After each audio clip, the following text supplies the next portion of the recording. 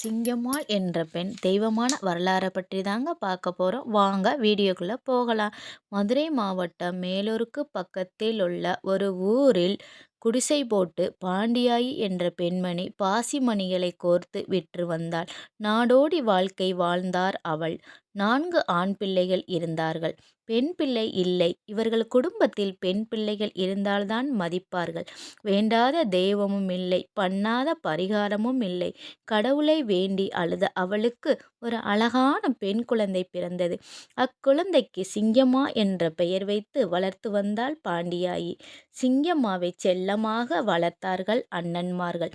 இவர்கள் குல வழக்கப்படி காலை 6 மணியிலிருந்து பாசிமணி ஊசிமணி விற்க எங்கு வேண்டுமானாலும் போகலாம்.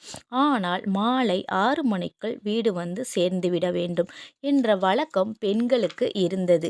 எத்தனை நாள் பட்டினி இருந்தாலும் பிச்சை எடுக்க மாட்டார்கள். மானத்தோடும் மதிப்போடும் வாழ்ந்து வந்தனர்.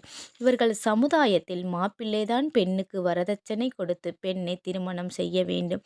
சிங்கம்மா 14 வயதில் பெரிய மனுஷி ஆனாள்.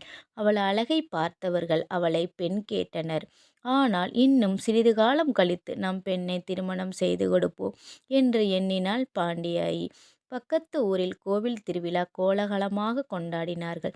அன்றைக்கு பாண்டியாயிக்கு உடல் நலம் சரியில்லை. சிங்கம்மாவும் அவளுடைய 2 அண்ணிகளும் திருவிழாவில் கடை போட்டார்கள். 3 மணிக்கு மூட்டையை கட்டிக்கொண்டு கிளம்பி விட்டார்கள். அந்த நேரம் திடீரென்று சூரியன் மறைந்து மேகம் மூடி இருட்டத் தொடங்கியது. அந்த இருட்டில் சிங்கம்மாவின் அண்ணிமார்கள் மாறி சென்று விட்டார்கள். சிங்கம்மாள் திகைத்து நின்றாள். சரி, நமக்கு இது பழக்கப்பட்ட பாதைதானே, நாம் நடந்து செல்வோம், ஒன்றும் பயமில்லை என்று நினைத்து கொண்டு நடக்க ஆரம்பித்தாள். ஒரு நேரத்தில் அந்த பாதை 2 வழி பாதையாக பிரிந்தது. அவளுக்கு எந்த பாதையில் செல்ல வேண்டும் என்று ஒன்றும் புரியாமல் நின்றாள். ஐயோ ஆண்டவா, நான் 6 மணிக்குள் வீடு செல்ல வேண்டுமே, இல்லையென்றால் என்னை ஒதுக்கி வைத்து விடுவார்களே என்று புலம்பிக் கொண்டே நின்றாள். அப்போது 3 வாலிபர்கள் சிங்கம்மாவை பார்த்து, ஏம்மா, உங்க அண்ணிகள் இந்த பக்கம்தான் போனாங்க, வாமா என்று நல்லவன் போல் நடித்து ஒரு மண்டபத்திற்கு அழைத்துச் சென்றார்கள். அவளுக்கு ஒன்றும் புரியவில்லை. இவர்கள் நமக்கு தெரிந்தவர்கள்தான் என்று நம்பி வந்துவிட்டோமே, இவர்கள் மிகவும் மோசமானவர்களாக இருக்கிறார்களே, இவர்கள் நம்மை வீட்டுக்கு கூட்டிச் செல்ல வரவில்லை, நம் அழகை அனுபவிக்கவே வந்திருக்கிறார்கள் என்று மனதுக்குள் பேசிக்கொண்டாள். அந்த 3 பேரும் சிங்கம்மாவிடம் தவறாக நடக்க எண்ணி அருகில் வந்தார்கள். சிங்கம்மா தனது தலையில் இருந்த மூட்டையை எடுத்து அந்த 3 அரக்கர்களையும் தாக்கினாள். இருந்தாலும் அவர்கள் கை அவளின் தாவணியையும் சட்டையையும் லேசாக கிழித்தது. அவர்களிடமிருந்து தப்பித்து காட்டை விட்டு சாலை வழியாக தனது வீட்டிற்கு ஓடி வந்தாள். அங்கு அனைவரும் அமர்ந்திருந்தார்கள். அவள் வீட்டிற்கு வரும்போது மணி 8 இருந்தது. பாண்டியாயி கண்களில் தாரதாரையாக கண்ணீர் வடிய தனது மகள் சிங்கம்மாவை பார்த்தாள். அம்மா என்று சிங்கம்மா வாய் திறந்து பேசுவதற்குள் அவளின் அண்ணன்மார்கள் அவளை திட்ட ஆரம்பித்தார்கள். அந்த சமுதாயத்தின் மூத்தவர் ஒருத்தர், இங்கே வாங்க என்று அவளின் அண்ணன்களையும் அம்மாவையும் கூப்பிட்டார். இவர்களில் காதில் ஏதோ முணுமுணுத்தார். உடனே பாண்டியாயி தனது மகளை குடிலுக்குள் அழைத்து குளிக்க வைத்து அலங்காரம் செய்தாள். அப்போது சிங்கம்மாள் நினைத்தாள், நம்மை மன்னித்து விட்டார்கள் போல, நமக்கு அம்மா இவ்வளவு செய்கிறாளே என்று நினைத்தாள். பிறகு அவளுக்கு பிடித்தமான பலகார வகைகளையும் கொடுத்தார்கள். அவள் மனம் மகிழ்ந்து சாப்பிட்டாள்.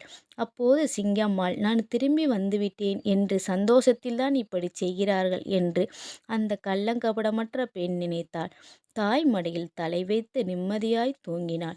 அவள் தலையில் ஏதோ வேகமாய் மோத அவள் அண்ணன்கள் உருட்டுக்கட்டையால் அடித்ததும் அவள் இறந்து விட்டாள் என்று எண்ணி குழி தோண்டி புதைத்தனர். ஆனால் அவள் உயிர் அந்த குழியில் மிகவும் துடிதுடித்தது. அவள் அண்ணன்களும் அம்மாவும் உடனே குடிலை காலி செய்துவிட்டு கிளம்பினார்கள். கொஞ்ச நாட்களில் சிங்கம்மா இறந்த இடத்தை கடந்து போன சில கன்னி பெண்களுக்கு பேய் பிடித்தது போல அலறத் தொடங்கினார்கள். ஊர்களில் உள்ள பெரியோர்களுக்கும் மக்களுக்கும் உடல் நலங்கள் பாதிக்கப்பட்டன. என்ன செய்வதென்றே புரியாத மக்கள் பேயாடும் பெண்களிடம், நீ யாரம்மா, உனக்கு என்ன வேண்டும் என்று கேட்டனர். அதற்கு அந்த பெண், நான் தான் சிங்கம்மா, என்னை அவமானப்படுத்த நினைத்தவர்களையும் என்னை உயிரோடு குழி தோண்டி புதைத்தவர்களையும் நான் பழிவாங்கி விட்டேன். ஆனால் உங்களை நான் ஒன்றும் செய்ய மாட்டேன்.